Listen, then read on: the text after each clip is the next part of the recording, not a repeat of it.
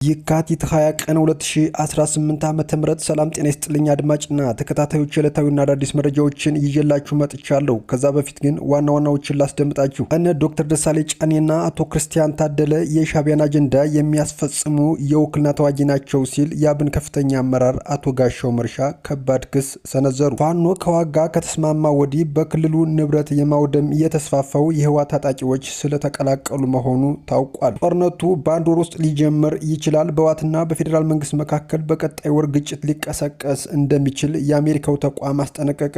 የግጭቱ እውነቶችን የሚተነትነው ክሪቲካል ትሪስ ባወጣው ሰፊ ሪፖርት ወታደራዊ ውጥረቱ ከመቼውም ጊዜ በላይ ማየሉን አስታውቋል።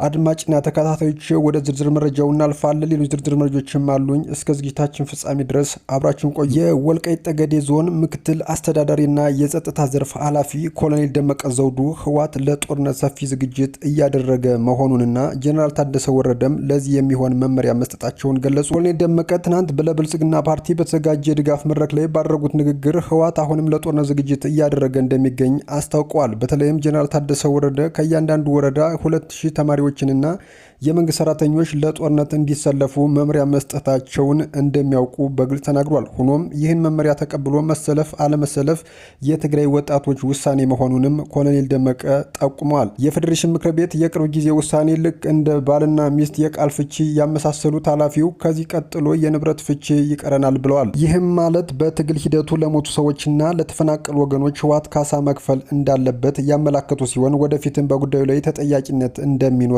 አሳስበዋል። በተጨማሪም ከፌዴራል መንግስት ጋር ተጠግተው ህወሓት ጸረ ዲሞክራሲያዊ ነው ሲሉ የነበሩት የትግራይ ፖለቲከኞች አሁን የትግራይ ጉዳይ ሲነሳ ከህወሓት ጋር ማበራቸው ሆድ ያባውን ብቅል ያወጣዋል በማለትም ተችተዋል። የትግራይን ወጣቶች ለግል የፖለቲካ ቁማር ማሳዣ መጠቀም ይቁም ተብሏል። የተሰጠውን እድል በአግባቡ መጠቀም የተሳነው የትግራይ ጊዜያዊ አስተዳደር በክልሉ ሁሉንም ወረዳዎች የእሳት እራት የሚሆኑ ወጣቶችን እንዲመለምሉ ግዳጅም አስተላልፈዋል።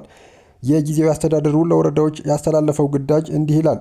ጉዳዩ ወጣቶችን ምልመላና ስልጠና ይመለከታል። በክልላችን የገጠመውን ችግር ለመፍታት የወታደር እጥረት ስለገጠመን በየወረዳችሁ 2000 ወጣቶችን ወደ ስልጠና ማዕከል በወቅት እንድታስገቡ እናሳስባለን። ወጣቶች በፍጥነት ወደ ስልጠና ማዕከል እንዲገቡ በቁርጠኝነት መስራትም ይኖርባቸዋል። በተጨማሪም ይህንን ተግባር የማይፈጽሙ ወይም ትብብር የማያደርጉ የመንግስት ሰራተኞች ላይ እርምጃ የሚወስድ መሆኑንም እናሳውቃለን ይላል። ወደ ሌላኛው ዝርዝር መረጃችን ስናልፍ ፋኖ ከዋጋ ከተስማማ ወዲህ በክልል ንብረት ማውደም የተስፋፋው የህወሓት ታጣቂዎች አብረው ስለተቀላቀሉ መሆኑም ታውቋል። በአማራ ክልል ፋኖ በቅርቡ በተለይም ከዋጋ በይፋ መስራት ከጀመረ ወዲህና ከዋጋ አንሰራም ብለው ብዙ ፋኖ እጅ ከሰጡ ወዲህ ንብረት ማውደም ብቻ ነው እየፈጸመ ያለው። ጦርነቱ በአንድ ወር ውስጥ ሊጀመር ይችላል። በህወሓትና በፌዴራል መንግስት መካከል በቀጣይ ወር ግጭት ሊቀሰቀስ እንደሚችል የአሜሪካ ተቋም አስጠነቀቀ። የግጭቱ ሁኔታዎችን የሚተነትነው ክሪቲካል ትሪስ ባወጣው ሰፊ ሪፖርት ወታደራዊ ውጥረቱ ከመቼውም ጊዜ በላይ ማየሉን አስታውቋል። ኃይሉን ወደ ትግራይ አዋሳኝ አካባቢዎች ያስጠገው የፌዴራል መንግስት በመጪው ወር ውስጥ በህወሓት ላይ ጥቃት ሊከፍት እንደሚችልም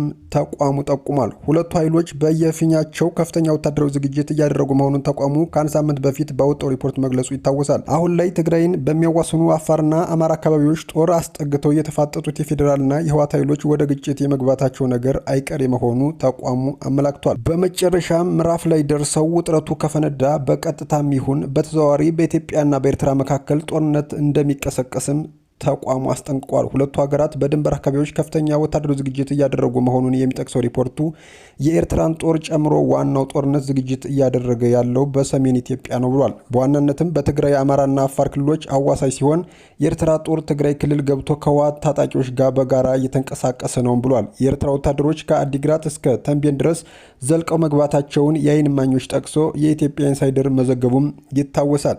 በኢትዮ ኤርትራ መካከል ጦርነት ከተቀሰቀሰ እንደ ሳውዲ አረቢያ፣ የተባበሩት አረብ ኤሚሬትስና ያሉት የባህር ሰላጤ ሀገራት እንደሚገቡበትም ተቋሙ በሪፖርቱ አስጠንቅቋል። እንዲሁም ከኢትዮጵያ ጋር ውጥረት ውስጥ የምትገኘው ግብፅና በቀጠናው እያንዣበበ የምትገኘው እስራኤል እጃቸውን ማስገባታቸውም አይቀሬ መሆኑን አመላክቷል። 11ኛ ሰዓት ላይ የደረሰውን ውጥረት ማስቀረት ካልተቻለ እስራኤልና አረብ ኤሚሬትስ ከኢትዮጵያ ጎን ሲሰለፉ፣ በአንጻሩ ሳውዲ አረቢያ፣ ግብፅና ከኤርትራ ጎን ሊሰለፉ እንደሚችሉ ትንበያው አስቀምጦታል።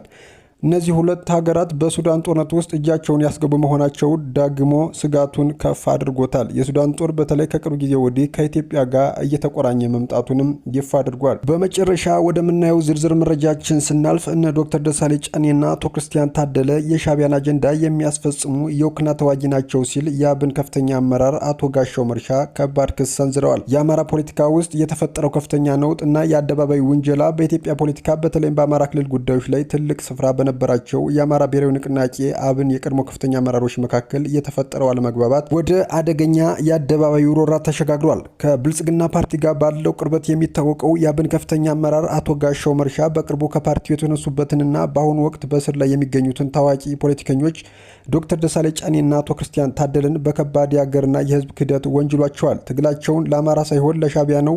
አቶ ጋሻው መርሻ ለቢቢሲ በሰጡት እጅግ አነጋጋሪ መግለጫ እነ ዶክተር ደሳለኝ ጫኔ እያካሄዱት ያለው እንቅስቃሴ ለአማራ ሕዝብ መብትና ጥቅም የሚደረግ ትግል መስሎ ቢታይም በተግባር ግን የኤርትራን መንግስት ወይም የሻዕቢያን የፖለቲካ ፍላጎትና አጀንዳ በውክልና የሚያስፈጽሙ ናቸው ሲል ፈንጅ የሚመስል ክስ አፈንድተዋል።